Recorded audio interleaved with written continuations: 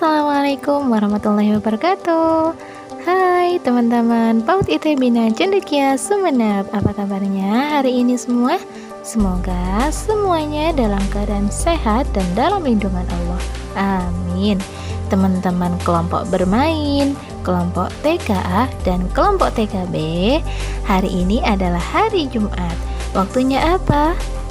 Ya, betul sekali. Waktunya teman-teman mendengarkan Sirah Nabawiyah. Dan Sirah Nabawiyah kali ini akan disampaikan oleh Ibu Rini. Teman-teman salih-salihah, sirah kali ini akan kita bahas adalah tentang perjalanan Nabi Muhammad menuju negeri Syam. Pada suatu saat, pada usia 12 tahun, Abu Thalib berniat pergi berdagang ke Syam untuk mencari nafkah. "Ajaklah aku, Paman," pinta Muhammad. Tetapi perjalanan padang pasir begitu sulit dan jauh. Aku tidak tega mengajak anak sekecilmu menempuh kesulitan demikian berat. Saat itu hanya Abu Thalib tempat Muhammad berlindung. Ia merasa amat kesepian jika harus menghadapi kehidupan Makkah seorang diri, tanpa ada pamannya di sisinya. "Kepada siapakah Paman aku meninggalkan aku seorang diri apabila Paman pergi nanti?" pinta Muhammad begitu mengibah. Abu Thalib sangat terharu. "Demi Allah, aku pasti membawanya pergi. Ia tidak boleh berpisah denganku, dan aku tidak boleh berpisah dengannya selama-lamanya." Akhirnya Muhammad pun diizinkan pergi menempuh perjalanan musim panas yang begitu jauh.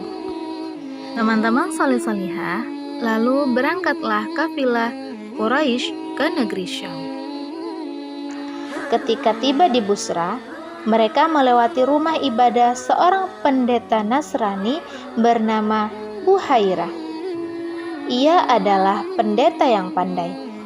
Di rumah ibadahnya selalu ada pendeta dan umat Nasrani yang mendapatkan ilmu dari Buhairah. Biasanya Buhairah tidak pernah menggubris kaum Quraisy yang setiap tahun lewat di situ. Namun kali ini ada yang berbeda pada diri Buhairah. Ketika rombongan Quraisy termasuk Abu Thalib dan Muhammad singgah di dekat rumah ibadahnya, Buhairah memerintahkan para pembantunya membuat masakan yang banyak. Buhairah berbuat begitu karena dari jendela rumah ibadahnya ia melihat hal yang aneh pada rombongan Quraisy. Ada awan kecil yang bergerak pelan mengikuti kemanapun kafilah pergi. Ada sesuatu atau seseorang di dalam kafilah yang dilindungi awan itu dari terik matahari. Buhairah bergegas mendatangi kafilah yang tengah beristirahat di bawah pepohonan rindang dan berkata, "Hai orang-orang Quraisy, sungguh aku telah membuat makanan untuk kalian. Aku ingin kalian semua, anak kecil, orang dewasa, budak, dan orang merdeka, ikut haji." Salah seorang Quraisy bertanya, "Demi Allah, hai Buhairah, alangkah istimewanya. Apa yang engkau perbuat kepada kami hari ini? Padahal kami sering melewati tempatmu ini. Apa yang sebenarnya terjadi padamu kali ini?" "Engkau benar," jawab Buhairah.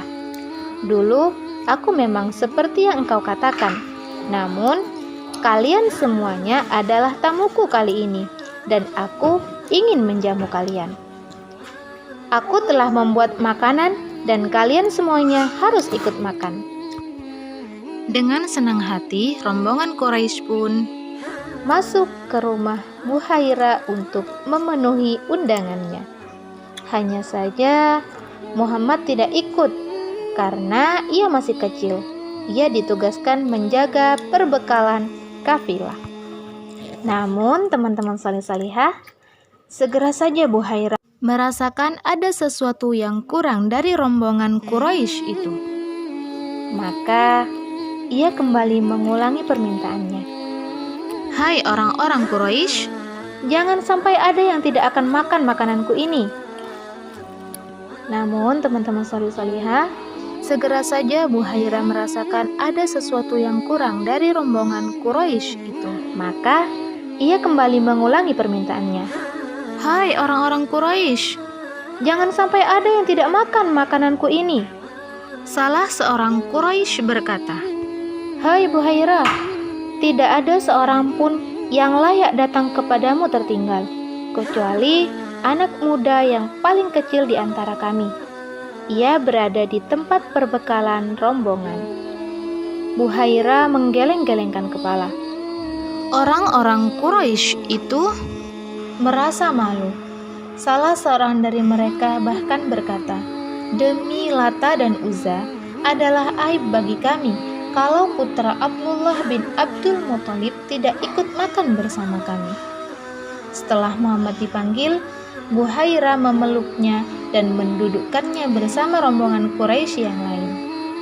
Sambil menyaksikan tamu-tamunya makan, sebenarnya mata Buhairah tertuju kepada Muhammad dengan seksama. Dari hasil pengamatannya itulah Buhairah mengambil kesimpulan dalam hati, anak ini mempunyai sifat-sifat kenabian. Setelah jamuan selesai, sambil mengucapkan terima kasih, rombongan Quraisy pun membubarkan diri menuju tempat perkemahan mereka untuk beristirahat. Namun Buhairah tidak membiarkan Muhammad pergi. Diajaknya anak itu duduk dan berbicara. "Hai anak muda," panggil Buhairah. "Dengan menyebut nama Lata dan Uzza, aku akan mengajukan pertanyaan-pertanyaan kepadamu dan engkau harus menjawabnya."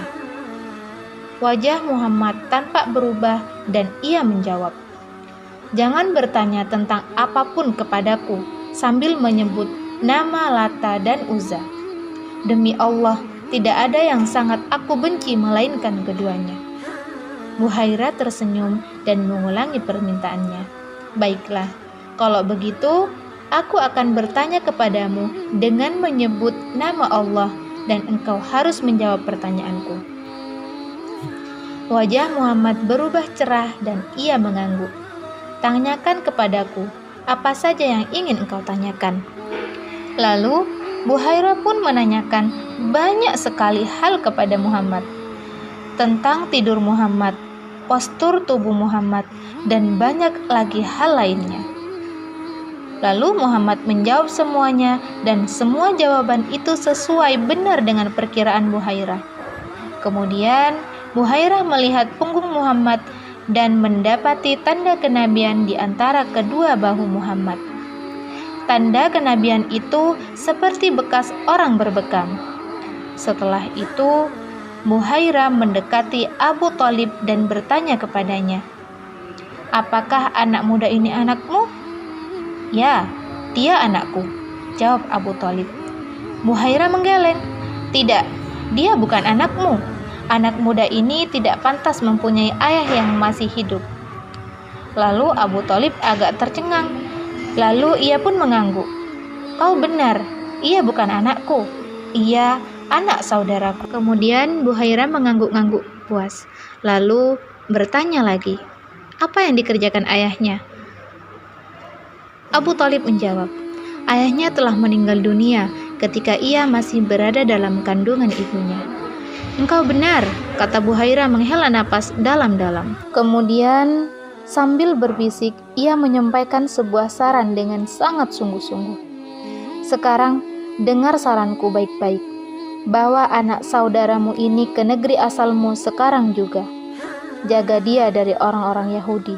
Demi Allah, jika mereka melihat padanya seperti apa yang kau lihat, mereka pasti membunuhnya. Sesungguhnya akan terjadi sesuatu yang besar pada diri anak saudaramu ini. Karena itu, segera bawa pulang dia dari negeri asalmu." Abu Thalib tampak ketakutan dengan peringatan itu. Ia yakin bahwa apa yang dikatakan Buhairah itu benar. Maka segera setelah urusan bisnisnya selesai, Abu Thalib segera membawa Muhammad pulang. Sesulit apapun beban hidupnya, Abu Thalib tidak pernah lagi pergi berdagang ke tempat jauh demi melindungi keponakannya itu.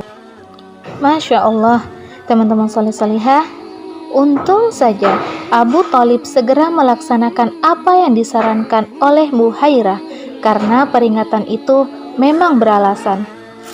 Segera setelah Abu Thalib membawa Muhammad pulang, datanglah 3 orang ahli kitab bernama Zurair, Daris, dan Tamam. Ketiganya menyandang senjata di pinggang. Mereka bertanya kepada Buhairah, apakah ia juga melihat seorang anak dengan ciri-ciri seperti ini dan itu? Buhairah tahu bahwa mereka mencari Muhammad. Rupanya ketiga orang ini juga telah mendengar tentang Muhammad. Buhairah memandang senjata-senjata yang mereka sandang dengan perasaan ngeri.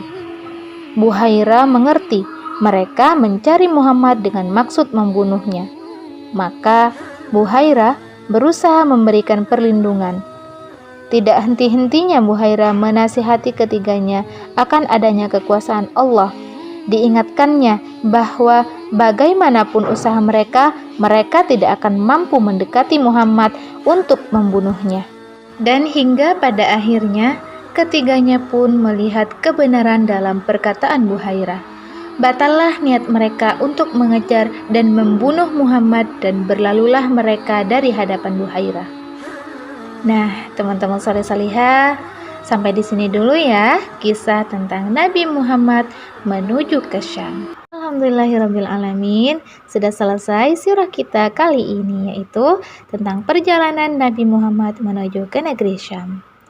Dan Masya Allah ya teman-teman ya, sungguh Allah maha baik, sudah melindungi Nabi Muhammad dari segala kejahatan yang akan terjadi kepada Nabi Muhammad. Kenapa ya kok Nabi Muhammad Allah lindungi? Karena Nabi Muhammad adalah orang yang paling jujur, adalah orang yang paling baik, orang yang paling mulia. Nah, teman-teman soleh-solihah, semoga kita semua sama Allah juga dijadikan seorang yang baik, jujur, dan juga soleh-solihah. Semoga kita bisa ya meniru sifat-sifat baik Nabi Muhammad SAW. Dan karena sudah selesai perjumpaan kita kali ini, kita akhiri dengan membaca hamdalah. Alhamdulillahirrabbilalamin. Dan jika ada yang salah-salah dari Bu Guru mohon maaf. Dan kita jumpa lagi di sirah berikutnya dengan cerita yang berbeda. Terima kasih. Wassalamualaikum warahmatullahi wabarakatuh.